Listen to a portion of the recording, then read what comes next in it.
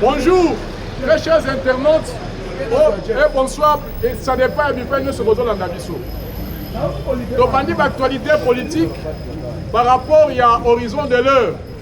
Au Toyebi, tout est dominé par l'affaire Chiwewe, Christian Songesha, Mukarunda, Yalwalab. Pourquoi? Parce que dans mon acquis arrogance, il y a le criminel Paul Kagame qui disait que je suis prêt à rejoindre Tshisekedi na Kinshasa na Rwanda. Pourquoi Kagame a dit cela? Kagame disait cela parce que c'est le dernier rempart na Bango. Parce que le dernier coup qui était prévu est ça na Brazzaville. Parce que quand on a un service à renseignement au Yapisu ya Congo, vous devez faire très attention na Brazzaville parce que Brazzaville est comme un précaré Yamakamu Yamabe contre Kinshasa. Il y avait un coup qui s'est préparé à Brazzaville. Au moment que semaine on a arrêté beaucoup de gens à la présidence de la République, plus de 80 militaires. On va faire un coup d'État. C'est pour cela, mon acquis, Moutambalobi, depuis la prise de pouvoir, il y a président Félix Antoine Tshisekedi Tshilombo, c'est plus d'une centaine de coups d'État ratés. Mais aujourd'hui, on allait être surpris dans la nuit, il y a le 8, dans le 9. Il aurait dû avoir un coup d'État ici à Kinshasa. Parce que pourquoi nous savons notre haut commandement militaire. Il est déjà corrompu, parce qu'il est vraiment de Hambo. Bon, vous voyez, il est d'accord Kabouama. Et il y avait aussi certains généraux qui avaient avalisé que cette affaire doit se passer. Qu'est-ce qui allait se passer? Pour terroriser la ville à Kinshasa, pour menacer Sita Oya, pour soit président de la République en otage, pour y aller à RTNC, pour humilier à démissionner, et puis ça la naïe au Moutéma na Bango Lini. C'était ça le plan. Qui était derrière ça? C'était Paul Kagame. Parce que malgré tout ça qu'on signe un accord avec les États-Unis, il y a certaines puissances hostiles qui ne veulent pas que le Congo a évolué. Balingi que accord, il y a peine à prospérité à Congo et Zalaté. Le plan c'était qu'il faut empêcher les chefs de l'État à Kendete à Washington pour signer un accord de paix et de prospérité en faveur du peuple congolais. Parce que le long le bon, tu sais que tu as Mboka, tu sais que tu as minéré. Papa, le long, on n'a rien fait avec ça. Rwanda Yibi va minérer à Congo pendant plus de 30 ans. Les Chinois vont exploiter illicitement va minérer à Congo pendant 20 ans. En plus, il y a profité rien que na Kakwa ya Kabila na Batunaye. Ba Kabwelulu, ba Moïse Kanga, les Katumbi, les Katumamwake et les consorts qui bénéficiaient de Makambo et Teliba minéré ya Congo. Maintenant, aujourd'hui, ce que le peuple congolais est baraté, va mettre la déstabilisation à l'Est. Ce ne sont pas les Russes, ce ne sont pas les Arabes, ce sont les Américains qui sont les maîtres de la déstabilisation à l'Est. Au moment où pourquoi dans le Bélokoan, aucune armée dans le monde entier a un budget à plus de 950 milliards de dollars. Aucune armée. L'armée américaine est un budget, il y a plus de 950 milliards de dollars. L'armée russe, c'est à peine comme on a 78 milliards. L'armée chinoise est comme on a 115 milliards à peine. L'armée française, c'est 60 milliards. L'armée belge, c'est dans les 35 milliards de dollars. Donc aujourd'hui, ce qu'on t'a dit, même au niveau du Sénat américain, tu as voté budget, il y a l'armée américaine. Tant que déjà ministre de la Défense américain, le secrétaire d'État en matière de défense, alors Biboy, que faire la paix par la force, c'est ça l'intitulé à budget armée américaine. Donc c'est-à-dire faire la paix par la force. Donc c'est-à-dire on prépare la paix tout en étant fort. C'est pour ça que le Bakenambo Canabiso et c'est que un budget consistant pour notre armée. Les Américains, ils ont un budget de 950 milliards de dollars, mais budget n'a pas pour la dette 2026. Pardon, de moment que faire la paix par la force. Pourquoi Balingi ne va garder suprématie? Il y a force na bango, suprématie, il y a puissance na bango sur le plan mondial. Alors, c'est ainsi que le président de la République, il a décidé non. Il faut qu'Okende et Sika Oyo et qu'on soit Congo. Russie. Paris et les Chinois, ils ont été aussi derrière les Rwandais pour la piller les minerais à Congo. Les Russes, pour votre information, la Russie a besoin commune. Blanchissement de dollars na bango. Vous avez fait des sanctions économiques en 2022. Dans les États-Unis et l'Union européenne, vous avez fait le blanchissement de billets à dollars. C'était Paul Kagame, il y a des risques. Donc, les dollars, il y a des risques. Donc, vous avez fait le blanchissement. Donc, c'est-à-dire, Kagame, c'est quelqu'un qu'on utilisait par les puissances aussi pour la mafia. C'est pour cela qu'il se voyait comme un gangster dans le Congo. Ils avaient leur proxy ici au Congo, qui était Joseph Kabila. La zone Sabino historicité Oyo pour que les gens comprennent ce qui se passe. La réalité est Makambo les gars échappé. Donc il y a en 2022. Tant que l'hostilité bandit entre Bisso et Rwanda. Doha, Qatar et Sengaki médiation. Le président ne voulait pas. Pourquoi? Le président voulait médiation à Qatar. C'est parce que Qatar va travailler beaucoup plus dans la tendance à la démocrate. Avec ce qui est au Qatar, et vous avez beaucoup de négociations en faveur de Rwanda. Pourquoi? Rwanda ce sont les Qatariens. On les eu déficit à partir des sanctions économiques. On tu sais que la presse aucun avion, il y a Rwanda Air et veut survoler l'espace aérien congolais. Le lot a eu déficit. Il y a plus ou moins 222 millions de dollars. Vous comprenez? Maintenant, Qatar, Bango Baza Kolinga médiation pour favoriser l'intérêt de Bango Zaranakati à Rwanda. Il y a un moment que le président de la République, tant que Joe Biden Baza na pouvoir, il refusait de Bongo na Doha en 2022. Maintenant, avec l'avènement, il y a Donald Trump. Il y a un moment que le président de la République s'est précipité au Canada. Pourquoi? Parce que Ayabi, que Rwanda a la même mise en tendance à la républicaine. Parce que les gens au Congo, on aura toujours la même mise. Ce sont les républicains qui sont toujours à notre côté. Il y a un moment que le président de la République à quel moment dans la Kambadoa. Mais il y a une chose dans la Kambadoa. Parce que les gens, dans la négociation de Salemi, Qatar pas dit qu'on soit part dans la société américaine, il y a des Américains qui sont à niveau de Alpha Mine. Alpha Mine est dit qu'on peut s'abonner d'une part, il y a un espace pour l'exploitation de minerais. De l'autre côté, que Qatar passe à bénéficier. Je crois qu'il y aura aussi transplantation. Il y a une entreprise qatarienne qui sont à niveau de Rwanda et de la Congo.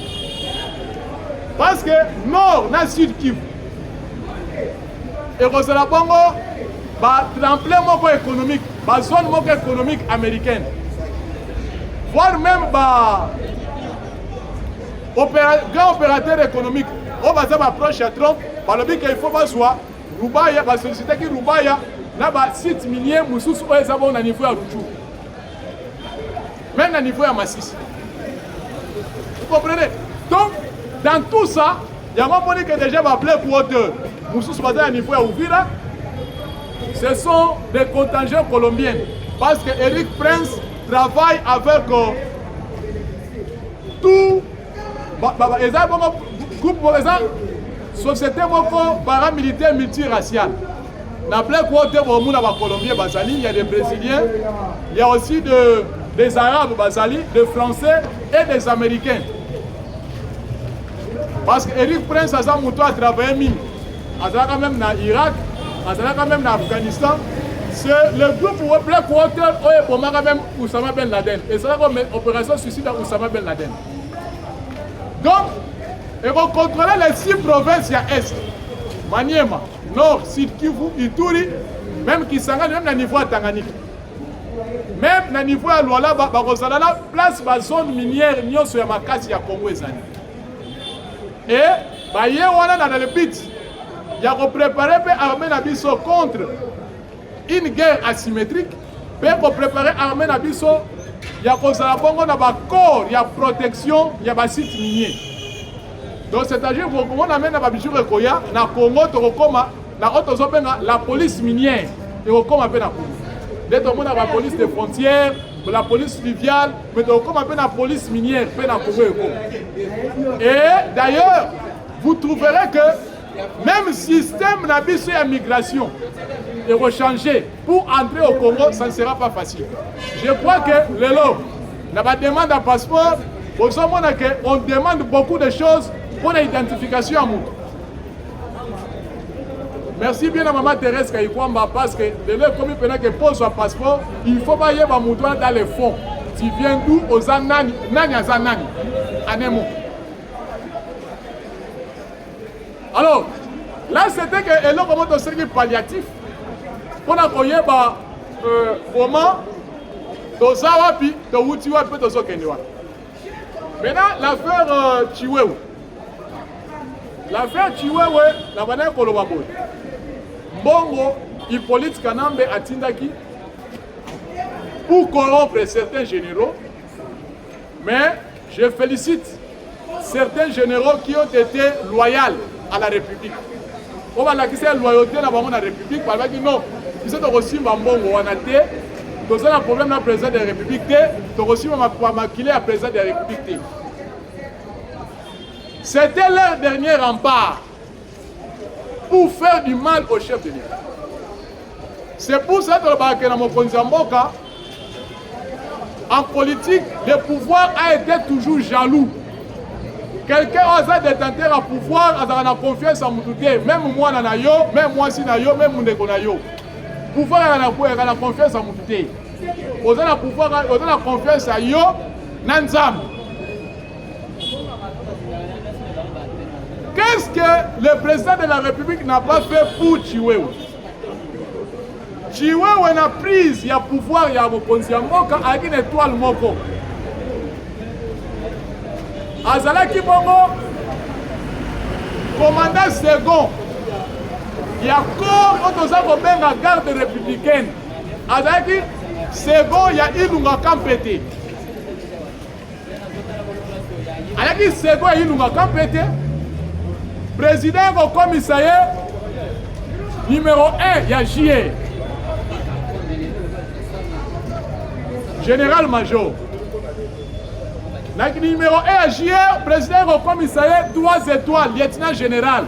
À commissaire chef d'état-major général.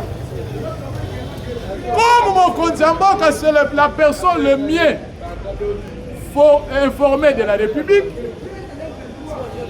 Abanada Koyoka Banungu Nungu si Chiwewe.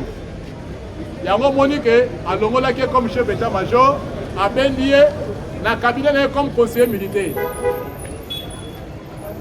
Le président de la République, c'est un lâche, tout ça. Ce n'est pas un lâche. Dans le Baranabine, à tout moment. C'est pour que tu sais qu'il dit Azan lâche, non. Tu sais qu'il dit c'est un maître espion. Au moins, c'est pour qu'on nous contrôle Chiwewe parce qu'il avait déjà des informations. Makambo Chiwewe, il y a la présidence, il y a une année.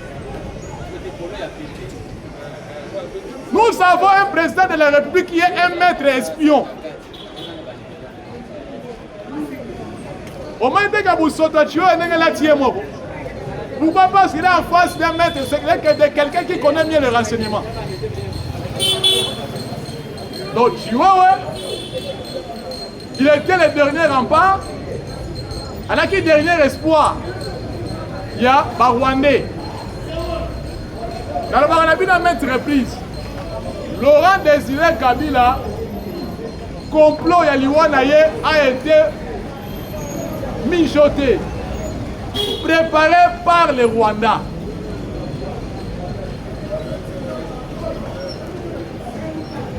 Donc, il y a que nuit, il y a mardi et mercredi, le 8 et le 9, on allait voir une autre chose ici au Congo. Mais Félix Tshisekedi, comme c'est un enfant de Dieu, comme il est toujours élu de Dieu, et ça, la complot Moussousou. Oh, Batouana, Bakobaza, Kolukasu, Kosa, Loko, Barate, Yakopo Mayo. Deuxième complot, Oya Bango, Ezani, Barolukaos, c'est la poison. Comment dire? Awa, pour la bébé que non, sauce ya tomate, Kokoya, caméra zate, Sama zate, Ambon zate, pour bébé que Ezo Yinda. C'est pour cela qu'ils ont fui. Mais ce sont les grands complices. C'est pour cela que Katanga c'est le Congo. Kivu c'est le Congo. Malgré que gestion à Kivu pendant 8 ans, on a xénophobie. Clair, et je serai clair. Dans l'histoire du Congo, les Nilotiques ne sont pas des Congolais. Le terme Banyamuleng au Congo est mis en 1977, après l'indépendance. Et ils ont pleuré en 1996. Moutou Abimisa Combo et Banyamuleng, c'est le papa d'Alexis Guizaro. Il y a toute une encyclopédie. Sur la table numérative, il y a toutes les 450 tribus du Congo, écrites par le père Léon de Saint-Moulin. Awa, la bénédiction catholique, vous ne trouverez pas là où on a mentionné que les Banyamoulins sont des Congolais. Il n'y en a pas. Donc, on a il n'y en a pas où là on a écrit que les Banyamoulins sont des Congolais. Ils ne sont pas des Congolais. Mouleng, c'est une montagne dans le plateau de Fizi qui appartient à nos frères les Babembe. Babembe, ils ont tribu, il y a général autoproclamé, les héros vivants. William Amis Yakutumba, Bangonde Bakolo Mouleng. Ce ne sont pas les Nyarugabo, ce ne sont pas les Roubaix. Les Roubaix ou les Nyarugabo, ce sont des Rwandais. Les Willingoma, ce ne sont pas les gens de ces pays. Alors, maintenant, c'est la gestion et autonomie à 8 ans.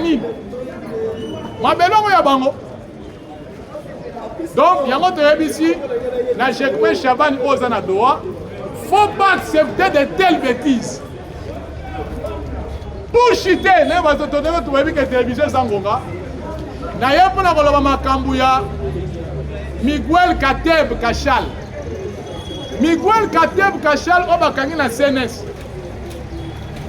Azo faire partie de l'unité katangaise, de l'union katangaise. Azo swambongo ya RSP, makambu ya basoutre, ya mbongo ya agence, autorité de régulation et sous-traitance, a financé en 23. Pourquoi parce que c'est un katangais, c'est quelqu'un du PPRD. Il y a un autre Trump a travaillé na bateau ya ye. Il y a un fois qu'on a travaillé na bateau ya yo. Net biwabi soboy. Dans le gouvernement, il y a pas un ministre qui est plus intelligent que moi. Azati. Et d'ailleurs, vous êtes dans les cibles. Il faut renforcer la sécurité à Bemba, sécurité à Maman Wagner. mokonzi il faut komibatela biso tokosambela mpona yo mpe mibatela mingi eza ya koloba bandeko tokomi na suka émission na biso ezalaki wa bino le président Frédéric Okuto oyo abengaka le patriote na suki ya mpona mokolo lelo benga ngai mpe nabenga yo plus 243 81 043 12 40. En tout cas, la patrie ou la mort, tokobundela mboka na biso jusqu'au bout. En tout cas, aidez-moi à partager, à liker pour la large diffusion d'informations. Merci bien.